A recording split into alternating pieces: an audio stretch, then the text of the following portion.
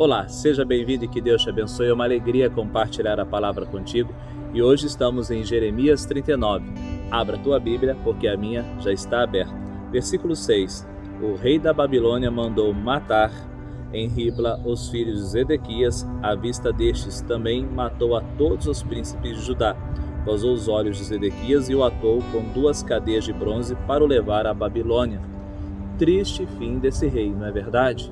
Então aqui nós estamos vendo o final, a queda de Jerusalém. Eu fico assim, faz uma reflexão, desde o momento que esse povo sai da terra do Egito, eles peregrinam pelo deserto e entram na terra da promessa, sobre as ordens de Josué. Vários reis se passaram sobre esse território, dividiram o território em 2, Reino do Norte e Reino do Sul. Reino do Norte foi o primeiro a ser invadido, agora o Reino do Sul, Jerusalém, está sendo invadida.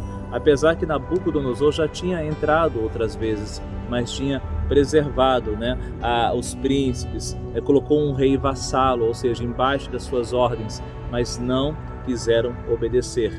Eles achavam que o Egito poderia garantir, que as nações vizinhas poderiam garantir, e não quiseram ouvir a palavra de Deus.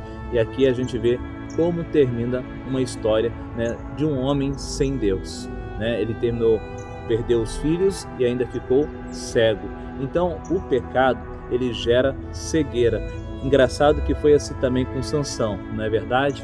Um dos homens mais fortes da Bíblia, terminou cego, se tornou o palhaço da corte. Então, o que o diabo quer fazer é fazer com que a gente fique cego, não enxergue mais as coisas de Deus, não tenha uma clareza do propósito de Deus. E agora ele perde o propósito, esse rei, e vai como prisioneiro para a Babilônia. Mas o que me chama a atenção nos versículos a seguir, porque nós sabemos o quanto Jeremias foi maltratado pelo povo de Jerusalém. Ele foi açoitado, ele foi preso, ele foi jogado num poço de lama, mas olha só o que Nabucodonosor reserva para Jeremias no capítulo de número 11. Mas Nabucodonosor, rei da Babilônia, havia ordenado acerca de Jeremias a Nebuzaradã, o chefe da guarda, dizendo: toma-o, cuida dele e não lhe faças nenhum mal, mas faze-lhe como ele te disser. De modo, Nabuzaradã, o chefe da guarda, ordenou a Nebuzaradã, gente, aqui é uns nomes muito estranhos, Mandaram retirar, versículo 4, mandaram retirar Jeremias do átrio da guarda e o entregar a Gedalias, filho de Aicão, filho de Safã, para que o levasse para o seu palácio. Assim habitou entre o povo. Quando você vai estudar um pouco da história de Jeremias, desculpa, eu não consegui pronunciar os nomes aqui.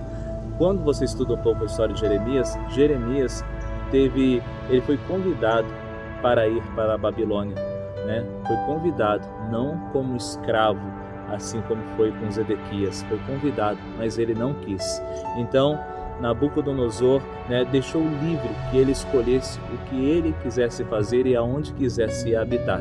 E ele decidiu permanecer em Jerusalém, justamente para cuidar daqueles que ficaram, porque ficou um povo pobre, um povo fraco na terra. Então Jeremias entendeu que ele precisava cuidar desse povo. E agora outro versículo que chama a atenção é o de número 16. Vai e fala a Abed-Meleque, o etíope, dizendo: assim diz o Senhor dos Exércitos, o Deus de Israel: eis que eu trarei as minhas palavras sobre essa cidade para mal e não para o bem, e se cumprirão diante de ti naquele dia.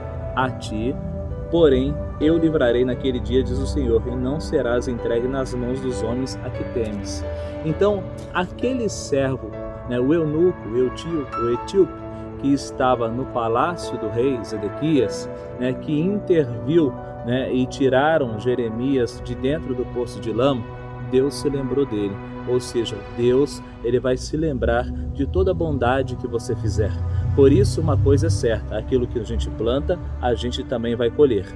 Todo o sofrimento que Jeremias enfrentou, vocês percebem que agora um rei de uma outra nação, a nação mais poderosa sobre a terra naqueles dias, o reconheceu como homem de Deus. Apesar que o povo não o reconheceu, o rei de uma grande potência o reconheceu como um homem de Deus. E Deus se lembrou de um servo, daquele que fez bem ao profeta.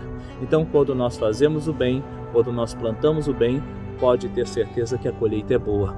Glória a Deus. Então aqui termina a história de Zedequias, um homem que era rei, que ele fez uma rebelião que não deu certo e infelizmente não ouviu a voz de Deus e ficou cego, perdeu a família e virou um escravo.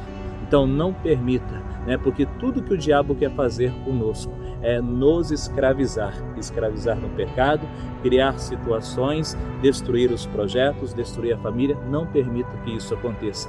Busque a presença do Senhor e pode ter certeza que no tempo certo Ele vai vir com a recompensa. Pode ter certeza que no tempo certo Ele virá com o livramento e não esquecerá de nenhum dos benefícios, de nenhuma bondade que você já fez. Então, bom é servir o Senhor. Glória a Deus, guarde essas palavras no teu coração e que Deus te abençoe.